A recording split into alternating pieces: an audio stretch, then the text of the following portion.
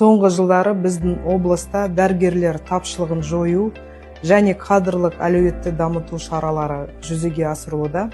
Жас мамандарды тартуға және олардың әлеуметтік қолдауын қамтамасыз етуге ерекше көңіл бөлінеді. Өткен жылы өңірге 210 медицина қызметкері тартылып, оның 106-сы ауылдық жерлерге жіберілді. Медициналық кадрларды қолдау үшін қызметтік тұрғын үй, көтерме жәрдемақы төлеу және қолжетімді ипотекалық кредит беру көзделген. Ауылдық жерлерге келген жас мамандарға ерекше көңіл бөлінеді. Мәселен, өткен жылдың сәуір айында медицина қызметкерлерінің қолдауға бағытталған кейбір заңдарға түзетулер енгізілді. Ауылдарға кемінде 5 жыл жұмыс істеуге келген аса тапшы мамандықтардың дәрігерлер үшін ең төменгі жалақының 100 еселенген мөлшерінде бір жолғы төлем қарастырылған. Өткен жылы 8,5 миллион теңге құрады. 2024 жылғы қыркүйекте заңға түзетулер күшіне енгеннен кейін облыс әкімінің қаулысымен жалпы практика дәрігері, акушер-гинеколог, педиатр және анестезиолог-реаниматолог сияқты 4 аса тапшы ауылдық мамандықтар бөлінді.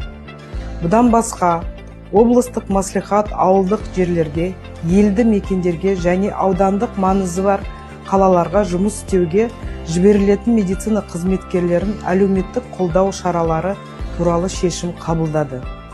1,5 миллион теңгеден 5 миллион теңге дейін бір жолғы төлемдік белгіленді.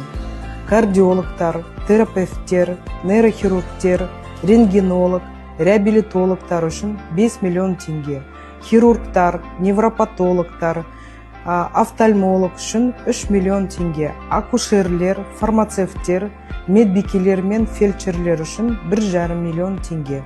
Өткен жылы 63 маман қолдау алды. Оларға 1,5 миллион теңгеден 8,5 миллион теңгеге дейін мөлшерде 407 миллион теңге көтерме жәрдемақы төленді.